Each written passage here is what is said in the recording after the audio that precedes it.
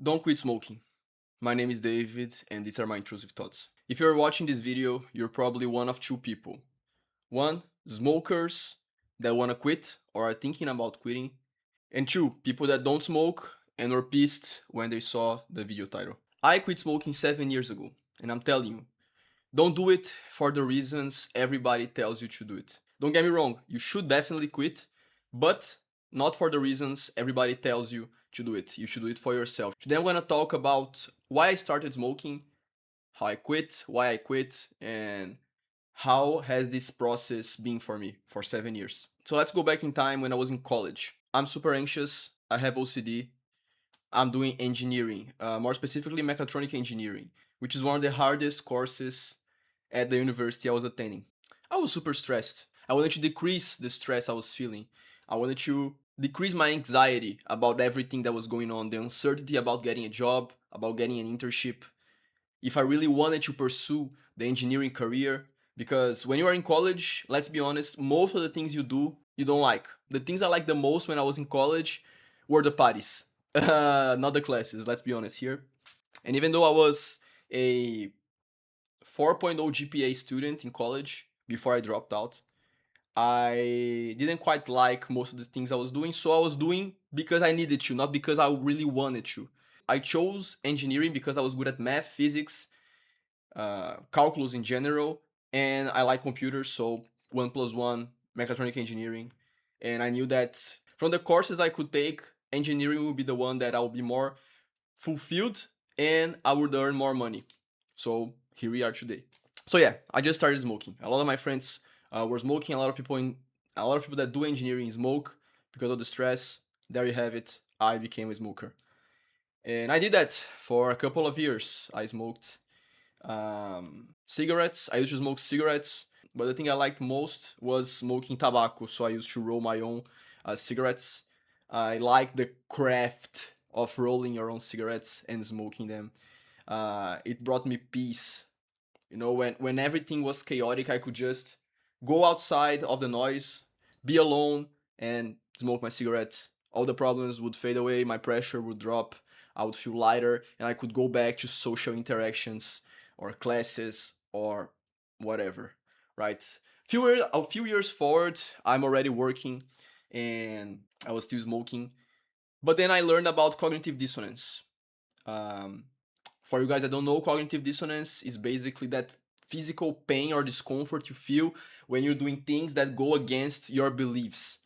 And if I'm working towards improving my life, towards getting a better life for myself, if I'm putting all this work, why am I still doing something that is decreasing the time I have alive, the time I would have when I finally reach the goal of being financially independent, and I could enjoy the years of work that I put myself into, the years of college, the years of school, everything, right? Why would I keep doing that?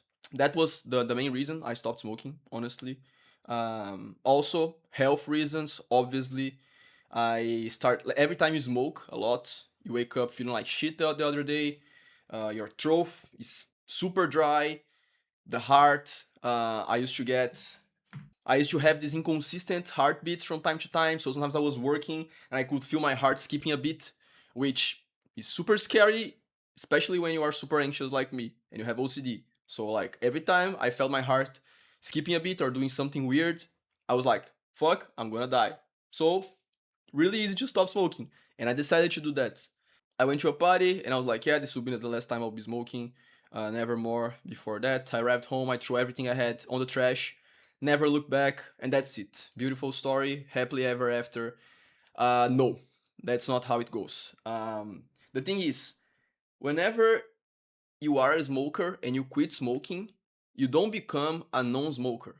You become a smoker that doesn't smoke, if that makes sense. I quit 7 years ago, and I still have the urge to smoke from time to time. Whenever I go out at night, I go to a bar, I see somebody smoking, I want to smoke. Sometimes social interactions, I'm at a party, I'm at an event that I don't know a lot of people or I'm not really feeling the environment. I would kill to go out, grab a cigarette, smoke, feel better about myself, come back and deal with everything that needs to be dealt with.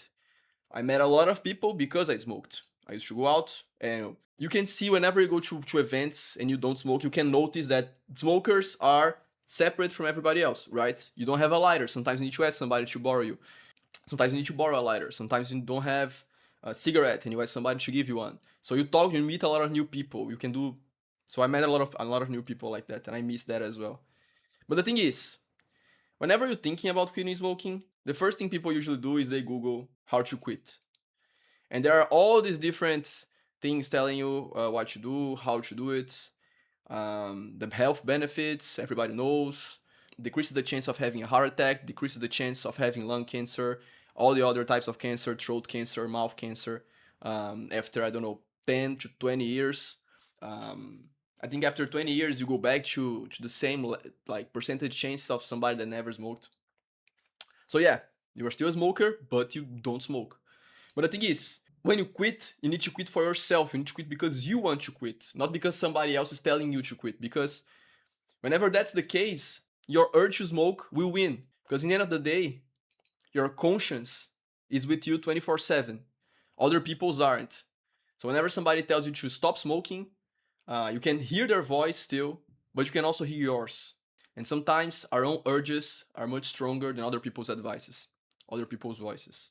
You guys get my point. So whenever you stop smoking, you won't become a different person. You'll be the same person you already are. You won't be better because you quit. You won't have a life transformation. You might feel better. You might stop having a random coughs throughout the day. You might stop having dry throats. Your heart might stop skipping beats randomly. But you won't be a better person for that. And that's one of the reasons people fail. They think they'll be a better person if they stop, and they do, and they don't feel the transformation. They don't feel that they are improving, that they are a better version of themselves. So they just come back. But if you do, if you really want to stop smoking, and again, I suggest you do. Smoking is bad for you. I quit. I encourage everyone to quit as well. Some tips that might help. One, throw everything you have related to smoking out in the trash. That helped me because I didn't want to spend more money buying expensive stuff again. If I had expensive stuff, I threw everything I had out. I don't want to buy them again. I will feel better about it. And it's a barrier you put whenever you want to choose smoke.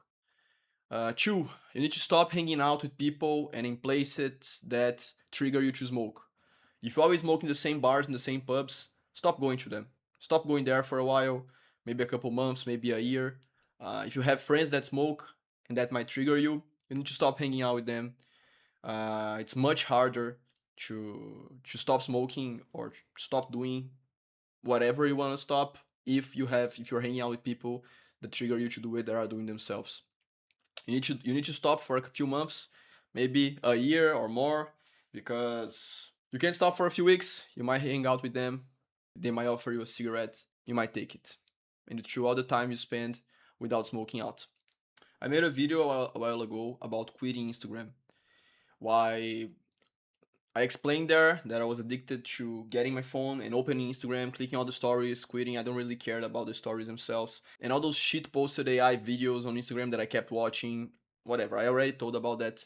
But the thing is, after I quit Instagram, I already told you guys, I kept going to my phone again. Because it doesn't matter that you quit, the urge will still be there. You might switch smoking with something else. That's what some people do as well. Some people start knitting or whatever, doing crafts.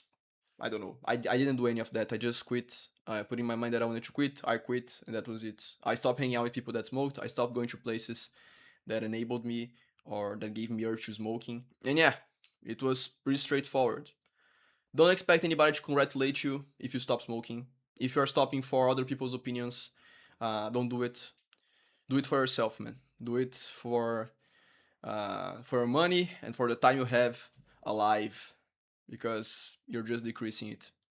So yeah, subscribe. These were my daily thoughts of today. My name is David again. Thanks for watching.